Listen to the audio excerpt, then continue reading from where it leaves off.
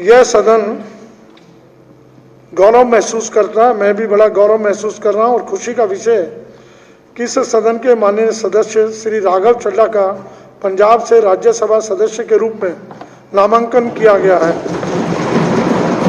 अत्यधिक प्रखर वक्ता, मेहनती, ज्ञानवान और युवाओं के लिए प्रेरणा स्रोत श्री राघव चड्ढा ने अपने अब तक के अल्प राजनीतिक जीवन में कई रिकॉर्ड कायम किए हैं। दिल्ली विश्वविद्यालय से स्नातक श्री चड्ढा चार्टर्ड अकाउंटेंट रहे हैं और उन्होंने लंदन स्कूल ऑफ इकोनॉमिक्स से उच्च शिक्षा प्राप्त की है। राज्यसभा सदस्य चुने जाने के साथ ही श्री राघव चड्ढा नया इतिहास रचेंगे और इस समय सबसे कम उम्र की निर्वाचित राज्यसभा के सांसद बनेंगे। वर्ष 2020 में ये 31 वर्ष की आयु में दिल्ली विधानसभा के राजेंद्र नगर क्षेत्र से सदस्य चुने गए। दिल्ली जल बोर्ड के उपाध्यक्ष के रूप में उन्होंने दिल्ली की पेयजल व्यवस्था को सुधारने के लिए बहुत ज़्यादा मेहनत की। विधायक के रूप में अपने 2 वर्ष के छोटे से कार्यकाल के दौरान श्री चड्ढा जी ने सक्रियतापूर्वक कार्य किया। उन्होंने सदन की बैठकों में जोरदार तरीके से कुशलतापूर्वक जनहित से जुड़े मुद्दों को उठाया। ये शांति एवं सद्भाव समिति तथा याचिका समिति के सभापति रहे और प्राक्कलन समिति, आचरण समिति, कार्य मंत्रणा समिति और सदस्यों के वेतन एवं भत्तों संबंधी समिति के सदस्य रहे।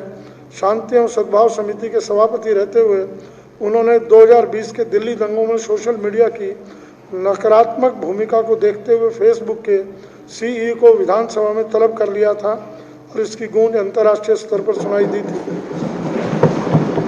श्री राघव चड्ढा के नेतृत्व में समिति की सक्रियता के कारण ही दंगों की जांच में तेजी आई। समितियों की बैठक में श्री चड्ढा ने सभी विचारार्थ विषयों पर गंभीरतापूर्वक कार्य किया और विधायिका के प्रति कार्यपालिका की जवाबदेही सुनिश्चित करने के लिए हमेशा कृत संकल्प रहे। मैं अपनी ओर से तथा पूरे सदन की ओर से राज्यसभा सदस्य नामांकित होने पर श्री राघव चड्ढा को हार्दिक बधाई देता हूं और उनके भावी राजनीतिक जीवन के लिए हार्दिक शुभकामनाएं देता हूं कि ये नई ऊंचाइयां प्राप्त करें और अपनी प्रतिभा तथा कौशल से देश की जनता की सेवा करते रहें। श्री राघव चड्ढा ने मुझे बताया कि वे आज सदन की सदस्यता से त्यागपत्र देंगे। दिल्ली विधानसभा में उनकी कमी हमेशा खलती रहेगी और मैं श्री राघव चड्ढा जी से अनुरोध करूंगा कि वे अपने विचार रखें। हाँ, अभी दे देंगे भाई साहब, दे देंगे। आपसे लूंगा बधाई। बहुत बहुत शुक्रिया अध्यक्ष महोदय कि आज आपने मुझे बोलने का मौका दिया। मैं ये नहीं कहूँगा कि आखिरी बार मौका दिया, लेकिन इस सदन के इस कार्यकाल जो हमारा 5 इयर्स का टेन्योर है, इसमें आपने अवश्य मुझे आखिरी बार बात रखने का मौका दिया। करीब करीब 2-2.25 साल पहले अरविंद केजरीवाल जी ने इन युवा कंधों पे एक जिम्मेदारी डाली थी इलेक्शन लड़ने की। मैंने अपनी विधानसभा में, राजेंद्र नगर विधानसभा में, हर गली, हर मोहल्ले, हर कूचे, हर जगह जाकर वहाँ पे लोगों से वोट लिया और उनका आशीर्वाद प्राप्त किया। और करीब करीब 2-2.25 साल में मुझे बताते हुए खुशी है कि केजरीवाल सरकार ने और मैंने बतौर विधायक अपने क्षेत्र में बहुत काम किए। सड़क से लेकर पानी तक, सीवर की लाइन डालने से लेकर बुजुर्गों की पेंशन तक, जितना संभव था, जितना मैं कर सकता था, जितनी मेहनत मैं इस शरीर से कर सकता था, मैंने करने की पूरी कोशिश करी। और मुझे बताते हुए खुशी है कि चाहे वो कोरोना महामारी के दौरान राजेंद्र नगर विधानसभा की हेल्पलाइन हो या फिर पानी की लाइन पहुंचाने तक का काम हो, ऐसे काम केजरीवाल सरकार ने इस विधानसभा में करके दिखाए कि हमारे विधानसभा के सभी नागरिक, सभी मतदाता, सभी बड़े बुजुर्ग आज अरविंद केजरीवाल जी, आम आदमी पार्टी के शुक्रगुजार हैं।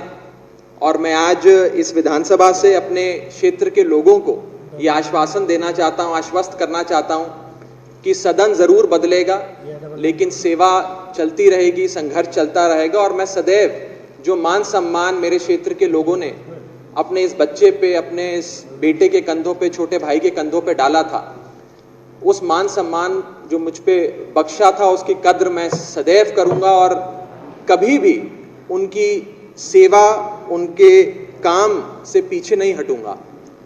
बड़े बुजुर्गों ने अध्यक्ष जी सिखाया है कि जो शख्स या जो लोग आपका उस समय साथ देते हैं जिस समय आपको मदद की आवश्यकता होती है, उनका साथ कभी नहीं छोड़ना चाहिए, चाहे मर जाओ चाहे मिट जाओ।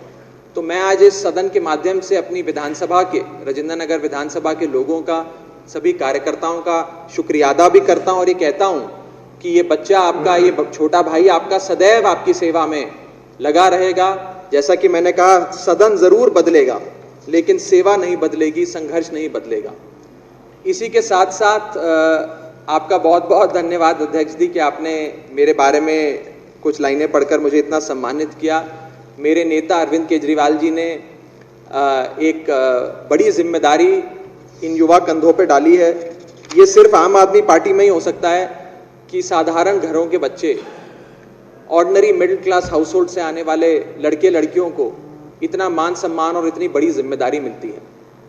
यहाँ बैठे आम आदमी पार्टी के जितने एमएलएज हैं, हम में से किसी के परिवार में ना आज से पहले कोई राजनीति में था, ना शायद आज के बाद कोई राजनीति में होगा। ये आम आदमी पार्टी और अरविंद केजरीवाल जी का ही मॉडल है जिसमें केवल और केवल आपकी समर्पण और देशभक्ति की जो लगन है उसको सम्मान मिलता है, उसको रिवॉर्ड मिलता है। मैं अपने नेता अरविंद केजरीवाल जी का बहुत बहुत शुक्रिया अदा करता हूं कि उन्होंने इतना मान सम्मान मुझे बख्शा और इतनी बड़ी जिम्मेदारी दी। इसी के साथ साथ बस मैं अंत में इतना कहूँगा कि केजरीवाल स्कूल ऑफ पॉलिटिक्स के हम सब स्टूडेंट हैं, तो एक क्लास से दूसरी क्लास में मेरा प्रमोशन हो गया है। जैसे स्ट्रीम चुनते हैं हम कि कॉमर्स में जाना है कि मैथ्स में जाना है कि साइंस में जाना है, तो एक स्ट्रीम दूसरी अरविंद जी ने मेरे लिए चुनी है। लेकिन मैं सदैव अध्यक्ष जी इस हाउस को मिस करूंगा, आप सबको मिस करूंगा और आप लोग मुझे ऐसे ही बुलाते रहिए, आप सबके बीच आता रहूंगा और सेवा का मौका देते रहिए। बहुत बहुत शुक्रिया। जय हिंद, जय भारत, इनकलाब जिंदाबाद।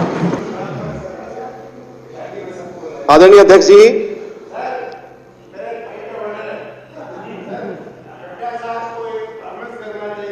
हाउस के जितने भी मेंबर हैं इनके साथ वक्त गुजारा है इन्होंने, अपनी शादी में सबको बुलाएंगे। तो बुलाएंगे ही।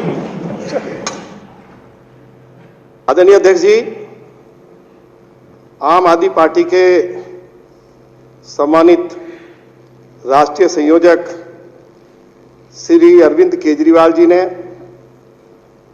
इस सदन के युवा नेता श्री राघव चड्ढा जी को राज्यसभा के लिए नामित किया है।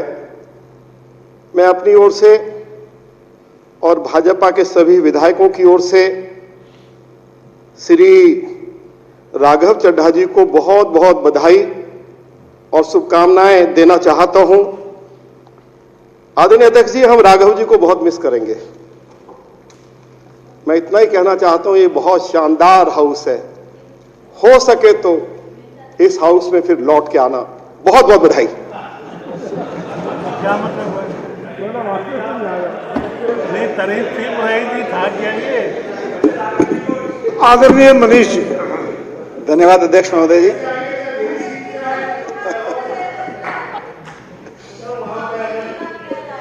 हो सकता है आप ही धरो और आप भी धरियो, हो सकता है आप भी धरियो कल।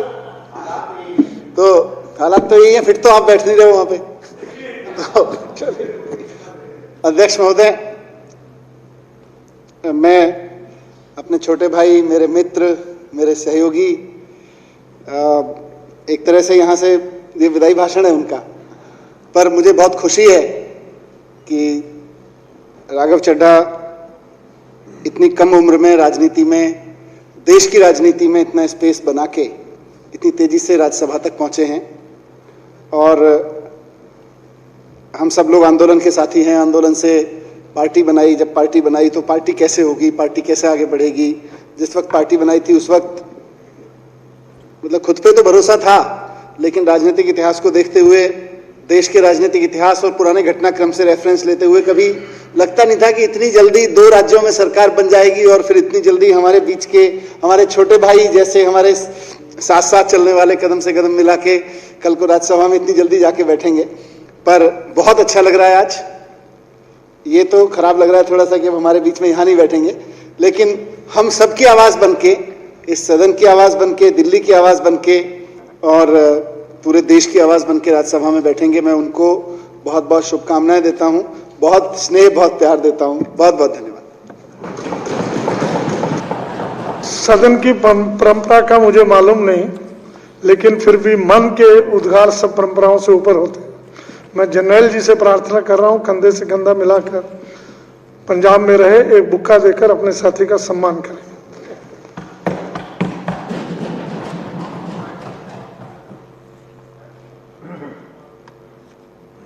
नहीं, शॉल श्रीमान दिलीप पांडे जी, उनसे प्रार्थना कर रहा हूं छोटे भाई को एक शॉल पहनाकर आशीर्वाद दें।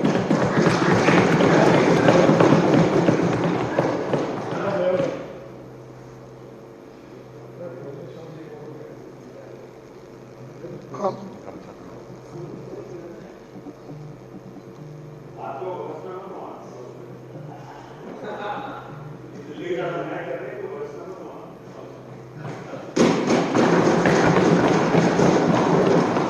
हमारी सदन की डिप्टी स्पीकर राखी बिरला जी एक मोमेंटो देकर के विधानसभा की निशानी, ये इनको हमेशा राघव जी को याद दिलाती रहेगी। एक बार तालियों से अभिनंदन। अब मैं सबसे मान्य सर, हाँ बिल्कुल आइए सर, आइए, बहुत खुशी की बात है।